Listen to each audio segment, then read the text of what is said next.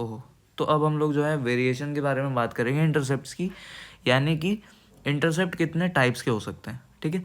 तो उससे पहले ज़रा पिछले वीडियो की रिवीजन ले लेते हैं।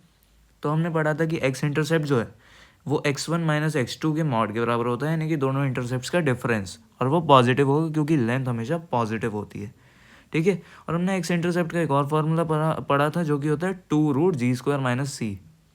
वैसे ही वाई इंटरसेप्ट का भी है 2√f² माइनस सी, या फिर difference of roots in difference of roots of that quadratic, या फिर डिफरेंस ऑफ इंटरसेप्ट भी डायरेक्टली कह सकते हो वाई वाले, ठीक है, उनका मॉड, क्योंकि लेंथ हमेशा पॉजिटिव होती है।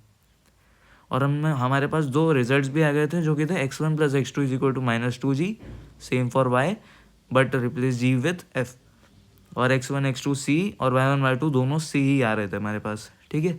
x इंटरसेप्ट और y इंटरसेप्ट जो है, x इंटरसेप्ट आपको टॉप वाला डायग्राम दिख रहा होगा, और y इंटरसेप्ट जो नीचे वाला है वो है, ठीक है।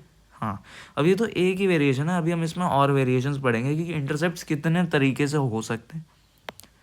तो यहाँ पे आपको कुछ डायग्राम्स दिख रहे होंगे, मैंने ऊपर क्रॉस नहीं बनाया, वो एक्स है, ठीक है। तो एक्स एक्सिस में ऐसे इंटरसेप्ट्स बन सकते हैं। जहाँ पे एक रेड कलर की लाइन दिख रही है वो है जब एक्स एक्सिस जो है सर्कल को 2 पॉइंट्स पे कट कर रही हो, ठीक है। हाँ, और यहाँ पे एक्स एक्सिस जो है वो सर्कल को टच कर रही है, जो मिडल वाला है, टॉप और मिडल वाला, ठीक है। और जो सबसे एक्सट्रीम राइट में टॉप में है उसमें एक्स एक्सिस कहीं भी टच नहीं कर रही है सर्कल को। तो बेसिकली इसमें जो है वाई एक्सिस को टच कर सकती है, वाई एक्सिस को काट भी सकता है सर्कल, लेकिन एक्स को नहीं काट रहा है, इसलिए हम जो है ये कहेंगे कि ये एक्स इंटरसेप्ट में कोई भी रियल इंटरसेप्ट है ही नहीं, कोई इंटरसेप्ट ही नहीं है, नॉट डिफाइंड, ठीक है। लेकिन अगर हम बीच वाला देखें तो बीच वाला जो केस है इसमें हम थोड़ा सा आगे बात करेंगे, लेकिन यहाँ पे अगर हम देखें तो टॉप में बीच वाला जो है उसमें हम देखेंगे तो एक इंटरसेप्ट है, और सबसे पहले वाले में 2 इंटरसेप्ट है। सेम नीचे वाई में भी है, वाई में भी तीनों केस में सबसे पहले में 2 है, फिर टच कर रहा है वो तो एक इंटरसेप्ट है, और फिर नो रियल इंटरसेप्ट है। अब हम लोग स्पेसिफिकली बात करें तो एक्स इंटरसेप्ट में तो फर्स्ट केस है वही 2 इंटरसेप्ट, सेकेंड केस है सिंगल इंटरसेप्ट, और थर्ड है नो रियल इंटरसेप्ट। तो हमें क्या पता है, एक्स इंटरसेप्ट का हमें फॉर्मूला पता है बस। एक्स इंटरसेप्ट का फॉर्मूला होता है 2√g² माइनस सी। तो अब देखो रूट के अंदर की वैल्यू क्या हो सकती है, पॉजिटिव भी हो सकती है, जीरो भी हो सकती है, नेगेटिव भी हो सकती है। नेगेटिव किस केस में हो सकती है, नेगेटिव उस केस में हो सकती है जब इमेजिनरी सा सर्कल बन रहा हो, है ना।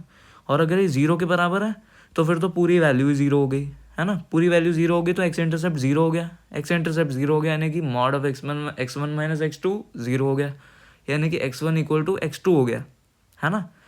तो जो है यहाँ पे इंटरसेप्ट ही जीरो हो गया, जो कि हमें सेकेंड केस में दिख रहा है, ठीक है। जब g² माइनस सी जो है वो जीरो हो रहा है, तो इसलिए मैंने सेकंड केस में इसको रखा है g² minus C equals to zero, और g² माइनस सी जो है वो नेगेटिव होगा, तो फिर हमें पता है कि वैल्यू ही जो है नॉन रियल आएगी, इसलिए सर्कल जो है उसका इंटरसेप्ट भी x वाला वो नॉन ज़ीरो ही होगा।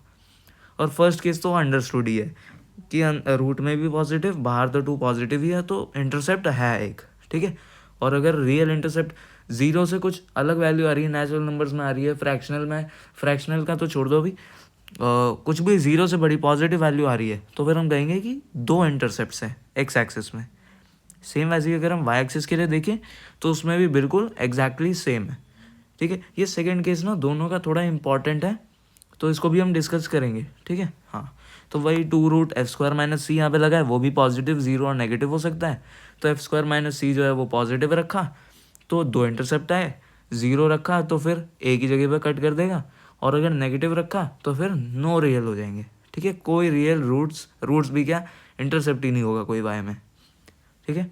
आगे बढ़ते हैं, तो अब आते हैं सबसे इम्पॉर्टेंट वाली चीज़ पे, ठीक है, जो कि हिडन इन्फॉर्मेशन है। तो हमने पॉइंट्स टू बी नोटेड में लिखा था कि, रुको मैं दिखा देता हूँ एक बारी। हाँ, तो हमने पॉइंट्स टू बी नोटेड में लिखा था x1 plus x2 equals to -2g, और y1 plus y2 equals to -2f। यह कैसे था वो भी एक बार हम देख लेते हैं। तो हमारे पास एक क्वाड्रेटिक बनी थी जिसके रूट्स x1 x2 थे और y1 y2 थे, ठीक है। Sum of roots and product of roots लगाया था तो हमारे पास ये आया था, ठीक है। इसी का यूज़ हम आगे कर रहे हैं, ठीक है।